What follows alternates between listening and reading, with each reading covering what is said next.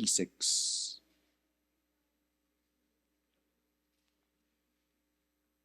Again, Acts chapter 1, verses 12 to 26. Church, hear the word of the Lord. Then they returned to Jerusalem from the mount called Olivet, which is near Jerusalem, a Sabbath day's journey away.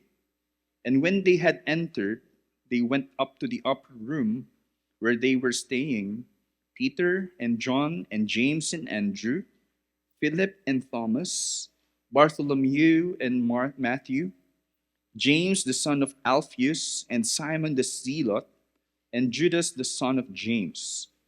All these with one accord were devoting themselves to prayer, together with the women and Mary, the mother of Jesus, and his brothers. In those days, Peter stood up among the brothers. The company of persons was in all about 120, and said, Brothers, the scripture had to be fulfilled, which the Holy Spirit spoke beforehand by the mouth of David concerning Judas, who became a guide to those who arrested Jesus. For he was numbered among us and was allotted his share in this ministry. Now this man acquired a field with the reward of his wickedness, and falling headlong, he burst open in the middle, and all his bowels gushed out. And it became known to all the inhabitants of Jerusalem, so that the field was called in their own language Akeldama, that is, field of blood. For it is written in the book of Psalms, May his camp become desolate, and let there be no one to dwell in it, and let another take his office. So one of the men who have accompanied us during all the time that the Lord Jesus went in and out among us, beginning from the baptism of John until the day when he was taken up from us, one of these men must become with us as a witness to his resurrection. And they put forward two, Joseph called Barsabas, who was called Justus, and Matthias.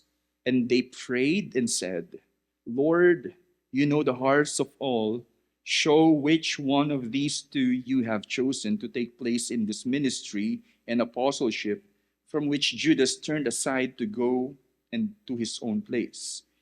And they cast lots for them, and the lot fell on Matthias, and he was numbered with the 11 apostles. So church, this is the word of the Lord. Amen. Sige po. Makakaupo na po tayo.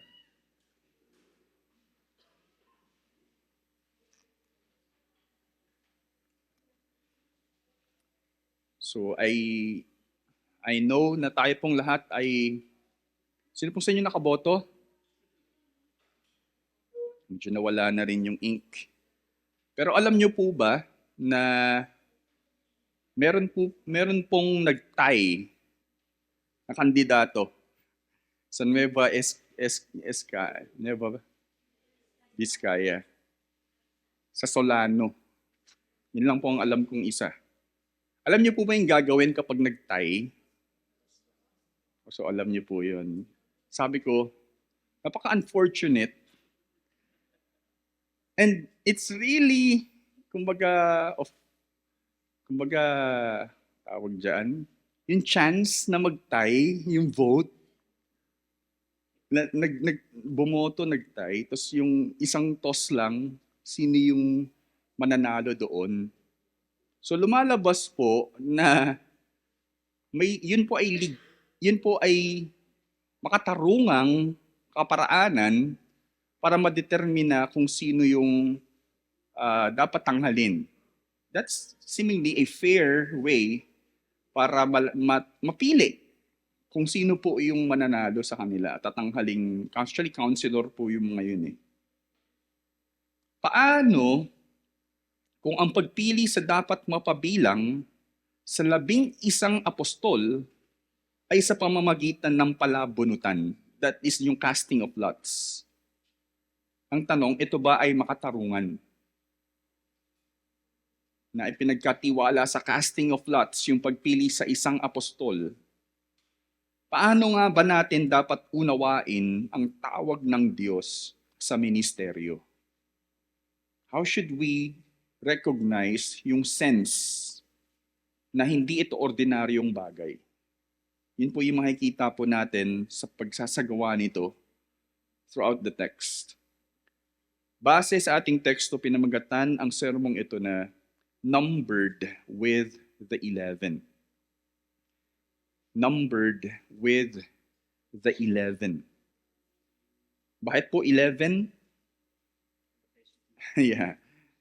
There are 12 actually. When we see the usage of the term the 12, yun po yung apostles. Okay, so naging 11 po sila, and in our text, we have read it already, makikita po natin na may pangangailangan na mapunan yung isang pwesto na nawala because si Judas actually died. Sabihin natin disqualified also. And kailangan pong makumpleto. So, isa po sa kanila ang napili. So let's try to understand how we should see this as a church, especially in recognizing yung saysay ng pagpili ng Diyos. Okay? And how we should be grateful dito. Ang sentrong mensahe nito ay, there are no insignificant servants in the kingdom of God who are chosen by His sovereign grace. There are no insignificant, unimportant servants in the kingdom of God who are chosen by His sovereign grace. By implication, apostol ka man, o kaya ikaw ay isa sa mga women na kasama po dito, or ikaw ay ano lang ang ginagawa mo sa iglesia, at ikaw ay nagtuturo ng salita ng Diyos, lahat po ay importante sa Diyos at parehas lang sa paningin ng Diyos dahil lahat tayo ay nakatanggap lamang ng soberanong grasya niya. Yung pagpili ay naaayon sa soberanya ng Diyos at hindi sa sinumang ano. So ma-appreciate po natin paano po ito naisagawa. Para sa mga bata, so for the kids, ito po ang inyong isulat. All our tasks in God's kingdom are valuable to Him. All our tasks in God's kingdom are valuable to Him. Tatlong elemento sa teksto bilang dahilan ang nagtuturo patungkol dito. When I said bilang dahilan, let's see. Kasi po, kaya ito, sabihin natin importante sa Diyos because yung mga elementong ito ay hindi matatawarang lehitimo kasi hindi talaga tao ang nagsagawa nito eh. Tingnan po natin ang una, verses 12 to 14. I called it the necessity of prayer. Meaning, more than anything else, bago tayo pumili, kung paano man tayo pipili, dumulog tayo sa Diyos. Hilingin natin sa Diyos, sabihin natin yung kanyang gabay o basbas o anumang ipinapanalangin nila. Let's stop for a while. We are called to wait. Yes, ito na yung nangyari nun. Let's simply come to the Lord together in prayer. Yun po, no? Sa pananalangin sila dumipende. Una. Pangalawa, the premise of the scripture. When we say premise, ito po yung sabi sa Oxford Dictionary, a previous statement of proposition or proposition which from another is inferred or follows as a conclusion. Ibig sabihin, dahil merong naitala sa Biblia o kaya naisulat sa Biblia patungkol sa isang bagay, kailangan nating gampanan ang isang gawain bilang nais ng Diyos. So we have to consider what is the premise of the scripture. In other words, bumabase sila sa Biblia sa pagkonsidera ng pagsasagawa ng isang bagay. hindi sa sarili nilang kagustuhan. So sa panghuli, verses 21 to 26, I called it the divinity of ministerial appointment. When we say divine, it pertains to God. Everything about God, divine. Yung saysay ng pag-a-appoint ng ministeryo, there's a sense of divinity sa pag-a-appoint sa ministeryo. Na masasabi natin, yung pag-cast ng lots ay hindi lang basta chance na nag-fall kay Matthias. They actually prayed. Sabi dito, nag-pray sila, Lord, you know the hearts of all. Show which one of these two you have chosen to take the place. And then they cast lots. We can assume na hindi lang basta yung casting ng lots ang nag-appoint, God Himself allowed the casting of the lots to fall kay Matthias. So there is that sense of divinity na ang Diyos ang nagsagawa ng appointment. So we have to recognize these things. So simulan po natin. So sa mga bata, ito lang yung 3 words na pwede nyong maintindihan in these 3 elements. Prayer, Bible, and God. So ang Diyos mismo, kailangan nating masunod, sabihin natin. So sa una po, the necessity of prayer. Dito po sa teksto natin, Jesus already ascended. And meron pong, they were commissioned and they were actually instructed to wait in the city from where you will receive power from on high. You will be clothed with power from on high. So, si Jesus umakyat at ganap ng kinomisyon para maging sugo ang mga disipulo, ang mga apostol, actually disipulo in general, pero merong instruction na bago kayo maging saksi o magtestigo, magproklama ng katotohanan patungkol sa akin, hindi kayo basta pwedeng dumepende sa sarili nyo at hindi kayo pwedeng magpatuloy lumalabas na kulang ang mga apostol. Yun po yung makikita natin dito. Ngunit isa sa kinakailangang maganap na sinabi sa kanila ni Jesus ay yung pag-antay nga po, paghintay nila ng Espiritu Santo na siyang magdudulot ng katagumpayan nila sa paghayag ng Ebanghelyo o kaya paglawak ng kaharian ng Diyos. Bukod dito, sabi nga po natin, lumalabas na may mahalagang unang maisagawa bago dumating yung banal na Espiritu. So sa verses 12 to 14, basahin po natin. Then they returned to Jerusalem from the mount called Olivet, which is near Jerusalem, a Sabbath day's journey away. And when they had entered, they went up to the upper room where they were staying, Peter and John and James and Andrew, Philip and Thomas, Bartholomew and Matthew, James the son of Alphaeus and Simon the Zealot, and Judas the son of James. Sabi dito, di pa tapos. All these with one accord were devoting themselves to prayer together with the women and Mary and the mother of Jesus and his brothers. So sila po ay saan nanggaling? Saan nag-ascend si Jesus? So I think we will see na tumungo sila actually sa Bethany, near Bethany. Saan ba natin makikita yun? Doon sa Luke, if I'm not mistaken, 24. He led them out as far as Bethany.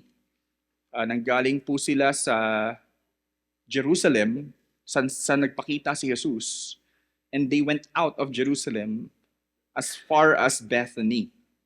And mukhang doon po, actually sa mount, umakyat si Jesus, yung Olivet na tinatawag or Mount of Olives.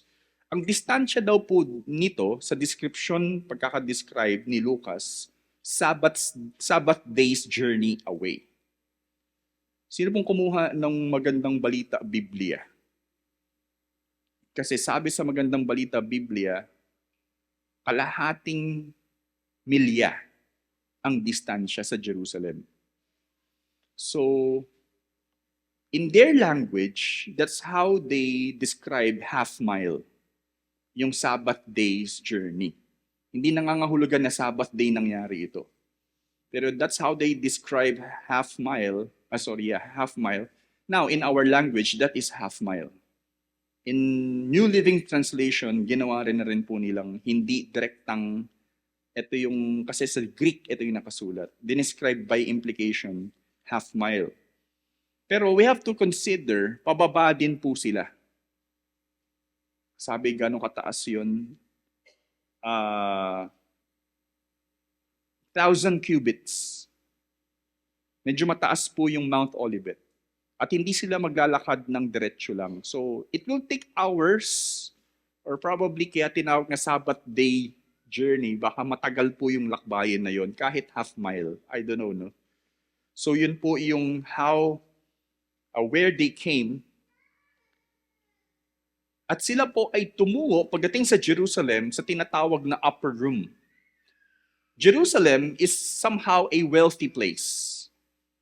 At sila ay tumungo sa isang magandang lugar, yun po yung upper room. May mga pwedeng rentahan po doon na lugar at doon po sila tumungo sa upper room na yun. Makikitang binigyang pansin ni Lucas sa salaysay ang partikular na 11 individual. Sa pagtala ng pangalan, pinangalanan po niya. So ni-roll call niya sila Pedro, si Juan, Santiago, si Andrew, So lahat po yan ay 11, which are the apostles. So binigyan po niya ng highlight agad. Sino yung mga tumungo roon? Hindi niya basta sinabi yung the 11, pero these are the apostles themselves na in attendance ay nandoon po talaga. Pagdating sa Jerusalem, yun nga po, nanatili sila sa bahay na ito, maliban kay Judas Iscariote.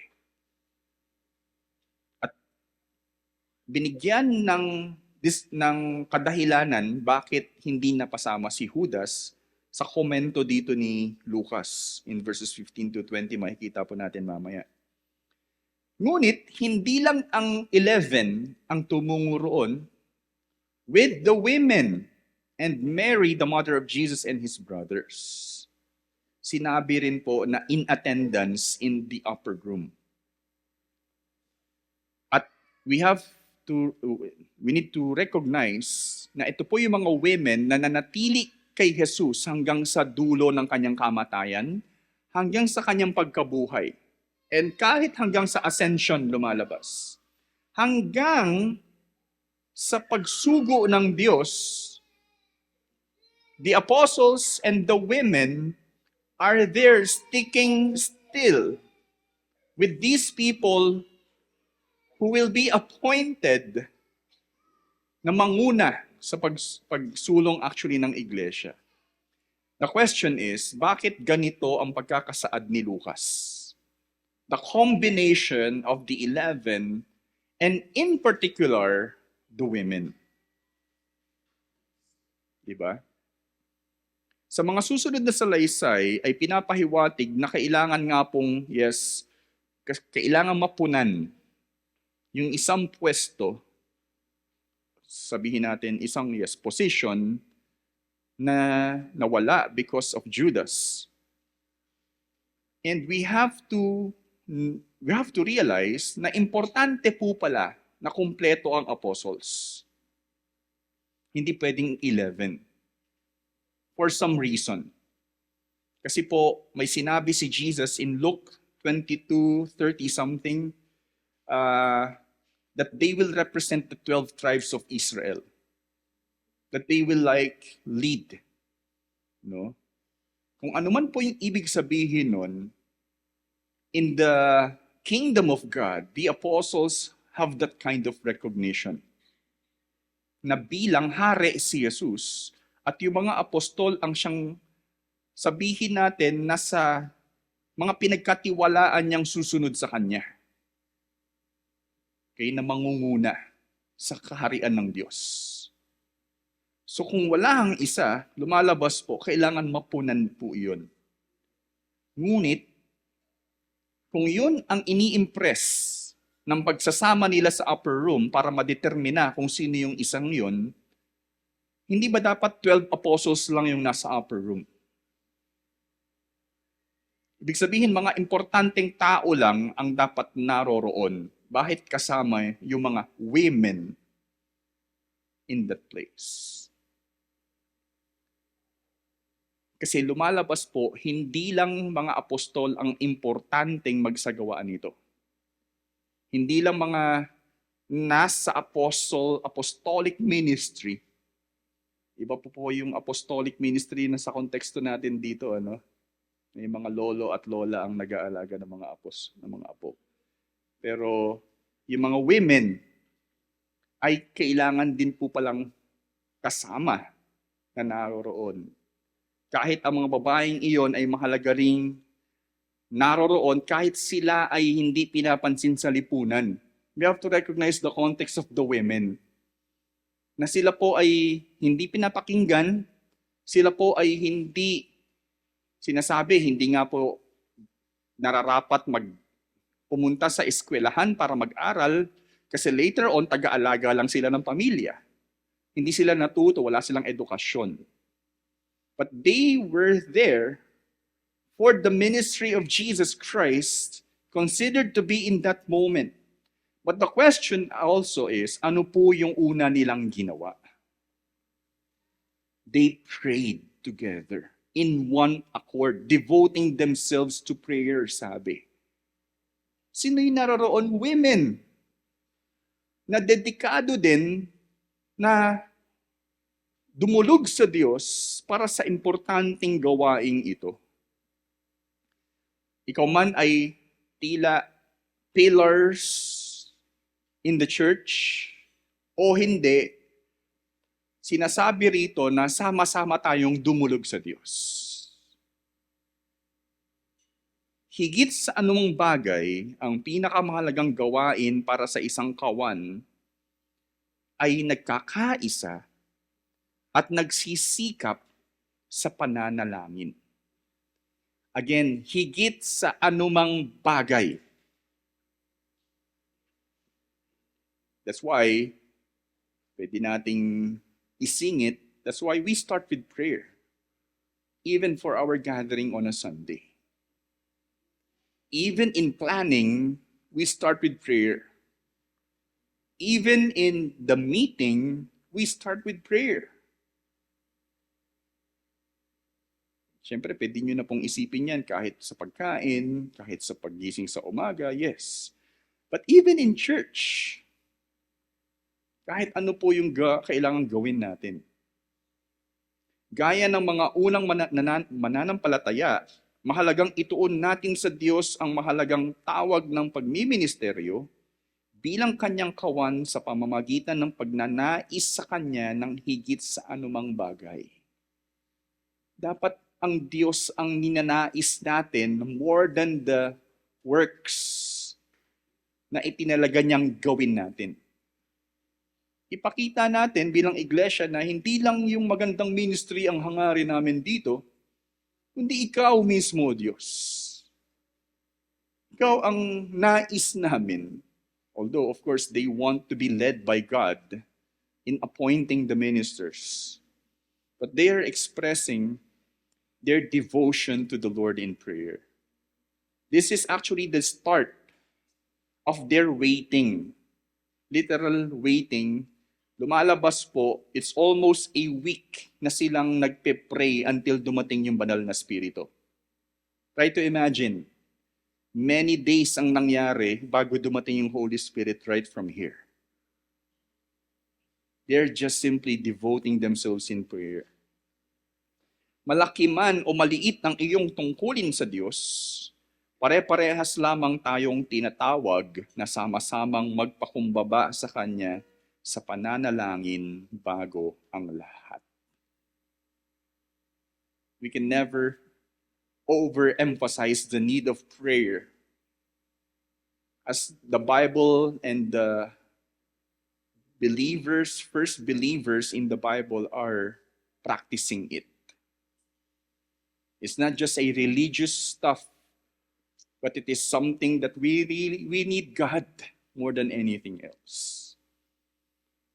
So, but in the context, dito po sa teksto natin, they are praying, seeking the face of God because they want to have an appointment na kung saan talagang ang Diyos ang nag-appoint, hindi lang sila. So let it be so, even for us as a church, we always start in prayer. So that is the necessity of prayer. Pangalawa, the premise of the scripture. So, sunod na saad, sa verses 15 to 17, basahin po natin. In those days, Peter stood up among the brothers. The company of persons was in all about 120. Yun po yung number ng mga nandoon pala. And said, brothers, di ba ito contradicting, may mga women, now brothers, the scripture had to be fulfilled, which the Holy Spirit spoke beforehand by the mouth of David concerning Judas, who became a guide to those who arrested Jesus. For he was numbered among us and was allotted his share in this ministry. Yan. Another fact or information dito po sa Acts. Ang Acts po na itala dito, nagtala si Lucas ng 24 speeches ng mga individual. Okay po? 24 speeches. Isa na po dito si Pedro. Si Paul, meron. Si Stephen, actually, meron konti. Isa lang actually. Si Pedro at meron pa pong mga iba. So meron silang speeches o kaya sermon, probably, kay Pedro meron. At ang una rito, ito po yun. Peter stood up and gave a word to the people. Mapapansin din po ninyo dito, in particular, 120 yung numero.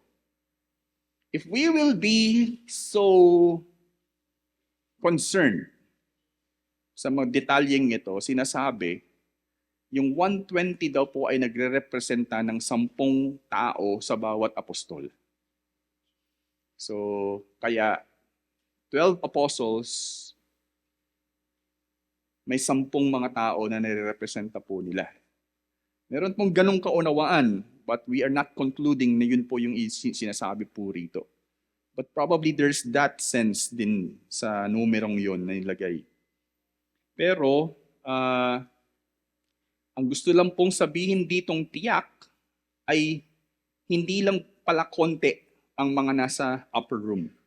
Sinabi rin po yung brothers, no? Pero hindi po nangangahulugan na wala pong mga babae kasi may mga babae nga po. That's actually the usual term in general sa mga nagtitipon. Brothers. Kung hindi brethren, brothers sa kanila pong kultura. So, ayan po.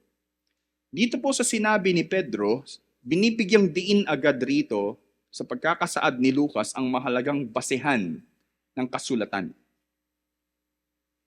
na masasabing agad nilang natutunan mula kay Jesus. Remember, Jesus taught the disciples even for 40 days about the scriptures concerning him. What Peter did from the Old Testament, especially in the Psalms, nirefer din po niya sa scripture yung kailangang gawain sa pagtatalaga ng apostol. Ako po ninyo yung sinasabi natin dito. Peter is already applying what he learned from Jesus to quote from the scripture. And then, yun yung naging justification or basis in appointing one of the to have one apostle. Nabigyang linaw ni Pedro sa Psalms ang kaugnayan nito sa pangangailangan ng panibagong apostol. And then, before yung comment ni Lucas dito in 18 to 19, may parenthesis na ginawa in our translation. Let's read muna yung verse 20. Sabi po rito, "For it is written in the book of Psalms, may his camp become desolate, and let there be no one to dwell in it." And in another psalm, actually Psalm 109, sabi po sa footnote, "Let another take his office." So gumamit po si Pedro ng mga sinasabi sa Psalms. Pero in using it, ang pinupunto po ni Pedro dito ay yung mga tao na matuwid ay napinatay ng mga taong masasama ay dapat maparusahan. Yun po yung saysay ng psalm na ito, Psalm 69. There are righteous people that were killed by angry people, probably evil men. They should really, their camp must become desolate at walang dapat manahan doon. May kaparusahan. The question is, how much more kung merong isang pinakamatuwid na tao na binitray ng kanyang apostol mismo, ano yung dapat gawin sa kanya? Mas higit yung dapat gawin dun kay Judas. So kung meron niyang mga righteous na pinatay na dapat maparusahan yung gumawa nun, how much more dun sa nagbetray sa ating Savior? He must be replaced. Yun pong lumalabas dito, let another take his office. Ayan po. Lumalabas lamang dito na si Judas ay hindi karapat-dapat na sa pagkakabilang nito sa mga apostol at kinakailangang iba ang dapat mapabilang. We have to understand also that the apostles should represent their king. At walang dapat ministro, in our context, na marerepresent yung kanyang hari. Do we get it? That's how serious the call for ministry is, na hindi dapat marepresenta ng taong yon si Jesus. At dapat maitalaga ang nararapat na taong magrerepresenta kay Jesus. That's how crucial the call for the ministry in the first place, na kung sino man ang mahulog doon, kaya nga ang naniniwala yung iba, hindi na pwedeng bumalik.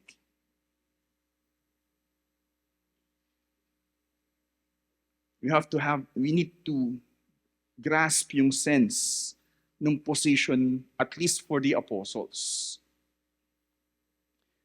Ngayon, base po sa pagkakaunawa ni Lucas, ito po yung dinagdag niyang impormasyon patungkol kay Judas sa verse 18 to 19. Meron pong, hindi po si Pedro nagsalita nito. Okay, we have to understand, si Lucas po. Now, this man acquired a field. Ang tanong po, saan niya nakuha yung pambili yung pera na yun? Nung lupa na yun? Mukhang doon po sa binayad sa kanya. And falling headlong, he burst open in the middle, and his bowels gushed out. That's so gross. Pero mukhang naputol po yung lubid. At hindi po sorry for the image, no? Pero hindi po sa pagkakahang siya nag-gushed out dahil marahil daw po sa wala daw pong nangyaring ganun sa marami. Naputol po at doon po nasira kung ano man yung parte ng kanyang katawan. So yun po yung sinasabi dito. It became known to all the inhabitants of Jerusalem, so that the field was called in their own language, in Aramaic, Akeldama, that is the field of blood. So marami din pong version ang bakit naging field of blood, pero it pertains to what happened to Judas. Masasabing binibigyang punto rito na kinakailangang mabigyang kaluguran ang Diyos sa pamamagitan ng mga malingkod na tunay na siya ay mairerepresenta ng tapat ayon sa katotohanan ng kanyang salita. There should be a person who will take the holy, banal na posisyon ng Diyos na dapat mairepresenta ng tapat ang Diyos. Again, that's how crucial yung pagtatalaga sa mga gagamitin ng Diyos. Kailangan mapalitan nga po. Bilang kawan ni Jesus, huwag rin tayong basta magsagawa ng anumang bagay na taliwas sa pamantayan ng salita ng Diyos. Okay po? In the authority of Christ. Ibig kong sabihin, hindi lang sa autoridad natin na sineset natin yung standard na ito. Well, following with the apostles, we should indeed do such practices in the church in accordance to what the Word of God says. The ideal. Tanging ang salita ng Diyos ang otoridad para sa pananampalataya at pagsasagawa. The authority in faith and practice. Wala na pong iba na source. So, I like the way Peter and the apostles are doing the appointment in recognition of the Scripture. So yun po yung una kanina, ito yung pangalawa. Una is the necessity of prayer, the premise of the Scripture, and last, the divinity of ministerial appointment. Sa pagpapatuloy ng salita ni Pedro, tama po ba? Sabi sa, verse 21 hanggang 22 muna. So one of the men who have accompanied us during all the time that the Lord Jesus went in and out among us, beginning from the baptism of John until the day when he was taken up from us, one of these men must become with us a witness to his resurrection. Nagbigay po siya ng specific o kaya nagdagdag pa ng kwalifikasyon. In particular, sino yung dapat mapabilang na maging saksi ng pagkabuhay ni Jesus? Yan, binigyang diin ni Pedro mula sa otoridad ni Jesus bilang isa sa kanyang apostol. Another, hindi po si Pedro ang nag-set ng standard. Si Jesus, why? Because as an apostle, sila po ay may inspirasyon ng Panginoon para magtalaga ng dapat gawin. So inspired po yung mga apostles para ganito yung maging qualification. That's how we need to understand it. Kaya ang pagiging apostol sa ganitong pagkaunawa ay isang eksklusibong pagtatalaga mismo ni Jesus na kanyang mga pinakamensahero at representante. Think about this. Wala pong pwedeng mailuklok sa gobyerno ang mga pinuno, let's say, na sasabihin niyang, kilala mo ba yan? Sige, sama mo na yan. Yung mga nilalagay niya sa ibang mga pwesto ay talagang malapit sa pusa kanya. Si Jesus ay hindi pwedeng magtalaga ng apostol na hindi niya naman talaga nakilala at nakasama all throughout in the ministry.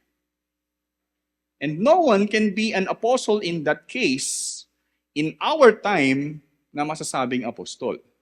We have to understand there are only 12 na nakasama ni Jesus, na pinagkatiwalaan niyang maitatag through them ang kanyang kaharian. Intindihan po natin. Pero yung iba, may iba po kasing pagkaunawa ng apostol, and sa description po nila, tayo din po ay apostol na bilang mensahero. Pero hindi tayo ng apostol na nakasama ni Jesus. Okay po? Nagkakaiba lang po ng description. Pero dito, it seems, the 12 are the so-called apostles po talaga.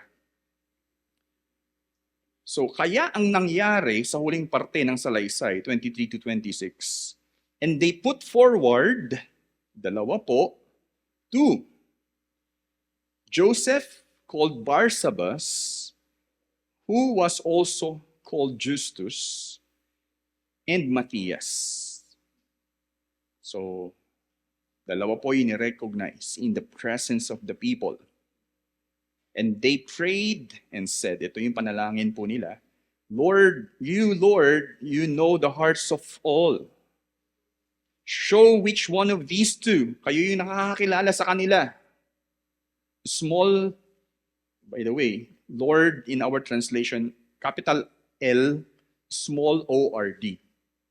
Hindi po ito yung capital L, capital O, capital R, capital D. This is pertaining to Jesus. You know, Lord, who know the hearts of all, show which one of these two you have chosen to take the place in this ministry and apostleship from which Judas turned aside to go to his own place. And they cast lots for them, and the lot fell on Matthias. And he was numbered with the 11 apostles. Sa pamamagitan ng panalangin, otoridad, let's go back. The necessity of prayer, the premise of the scripture, the authority of the scripture, at katangi-tanging kwalifikasyon ng pagiging apostol, nagbigay ng dapat ganito yung apostol na nakasama ni Jesus. Sino po yung dalawa na nag-qualify doon? Dalawa. Si Justus at si Matthias. Okay? They prayed about it, they prayed for it, in accordance to the scripture, kailangan gawin po yun, the qualification, dalawa ang naipresenta. Dito makikitang tanging ang Diyos ang nagtalaga ng kanyang mga lingkod. Kasi sa panalangin, otoridad ng scripture, at sa nais ni Jesus. Sila ay nanalangin muli at ipinagkatiwala sa Diyos ang pagpili sa pamamagitan ng, sa Tagalog po, palabunutan, yung cast of lots. May ibang historical object, mga stones daw po. Ang kaparaanan mang ito ay tila base sa chance. Sa chance lamang. No, parang basta kung sinong mag-ano dyan, yun ang makuha, yun na yun. Based on chance lang ang trato nung pwede nating maisip. Pero we have to understand, in the Old Testament, ito rin po yung kaparaanan sa pagpili, let's say, ng mga maglilingkod sa templo. In the Old Testament, 1 Chronicles 24:7, 25 verse 8. Sa kanilang panahon. At kahit po sa mga Romano at Griego, ito rin po yung kaparaanan sa pagpili. Kaya, ang ginawa po ng mga apostol sa ganitong kaparaanan, ipinagkatiwala nila yung pagpili na ang Diyos ang pipili. Na pag napili nila yon, nagtitiwala silang ang Diyos ang nagbunot nun. Intindihan po natin. Hindi po nila kayang i-trick yun eh. Hindi po nila kayang dayain kung sino yun.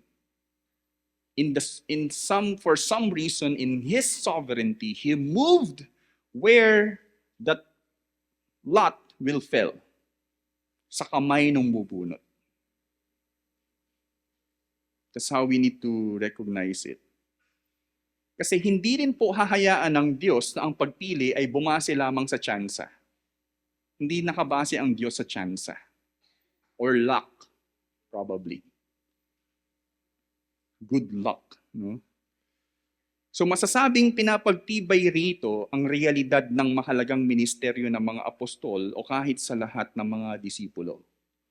The reality is, there is a sense of divinity sa pagpili ng mga gustong gamitin ng Diyos. Hindi lang po tayo lumalabas tayo-tayo lang ang nagpili. Through this kind of process, lumalabas po na talagang pinagkatiwala natin sa Diyos ang pagtalaga. Tanging ang Diyos ang nagtalaga sa bawat lingkod niya na hindi kayang pilitin ni numan. Well, yung iba nagawang pilitin, pero hindi naging epektibo. That's why we cannot force it. Ang bawat kawan ay hinirang ng Diyos, church, na pinagsama-sama at maingat na itinalaga para gampanan ang kanyang banal na misyon para sa sanlibutan. I love how the Lord in His sovereignty ay iningatan niya kung sino yung gagamitin po niya. Kung ikaw ay kabilang sa kawan ni Jesus, ito ay isang kaaya-ayang pribilehiyo na mismong ang Diyos ang nagbuo at naghuhubog nito.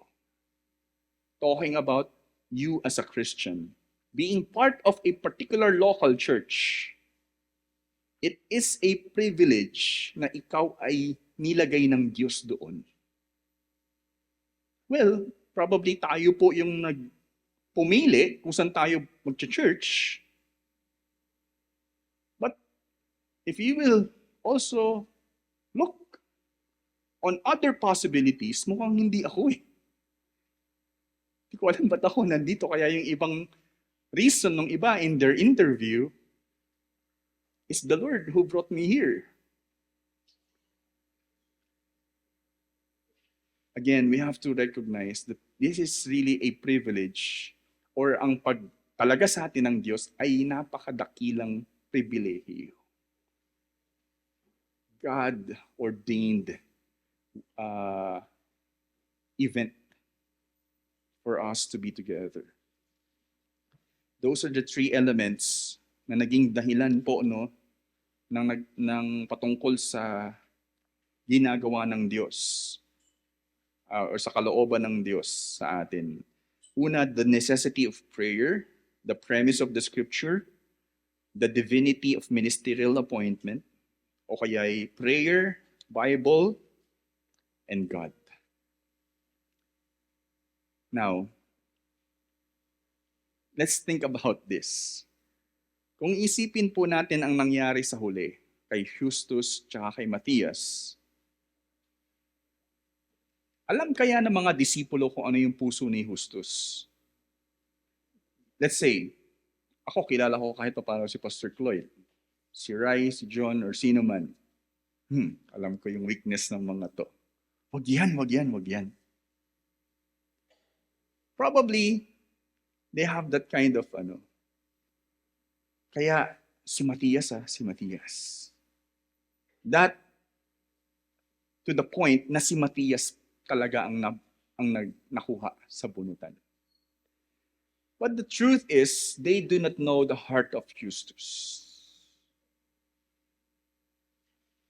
At wala rin pong record sino si Matthias. Ano yung nagawa niya?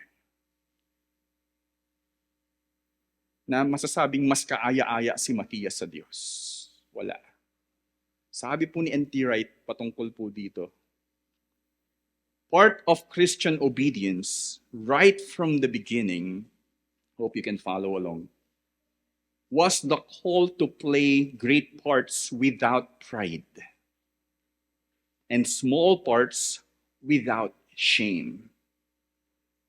There are, of course, no passengers in the kingdom of God. And actually, no great and small parts either.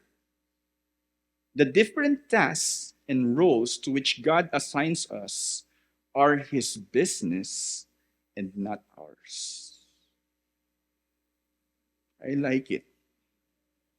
Pointing out Justus and Matthias. The choosing of Justus and Matthias. Sumunod lang tayo sa kailangang gawin. Kung ano man yung itinalagang gawain sa atin ng Diyos, kumbaga, do it. Fulfill it. Maliit man yun or malaki. Kung yun ay malaki, Hindi ka dapat mamuhay sa pride na ikaw ang nabibiyayaan nun. Kung yun man ay maliit, huwag kang mahiya doon. Wala raw pong passengers in the kingdom of God. This is where I derive actually our central idea. I improved it, or I probably referred from this. Yung parang basta kasama ka lang sa journey. No, may part ka na kailangang gampanan. Being together in the kingdom of God.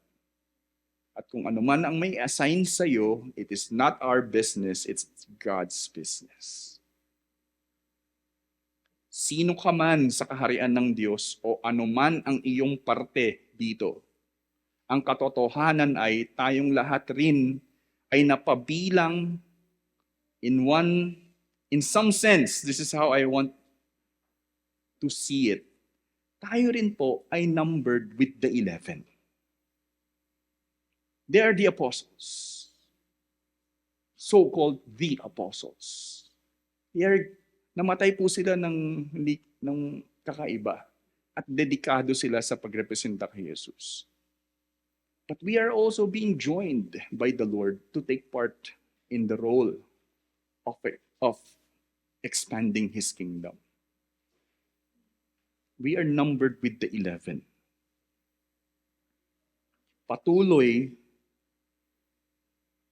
Mali po ako dito. Patuloy na sa katapatan sa Diyos ang siyang tunay na magdadala sa atin hanggang sa dulo ng paglilingkod sa Kanya. It's simply about being faithful until the end.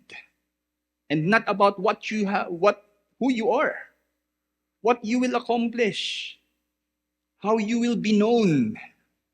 That's not the point. The point is, kung ano yung binigay sa yung task ng Diyos, gampanan mo lang yun hanggang sa dulo. Hindi mo kailangan ng entablado or a big platform so that many will know you.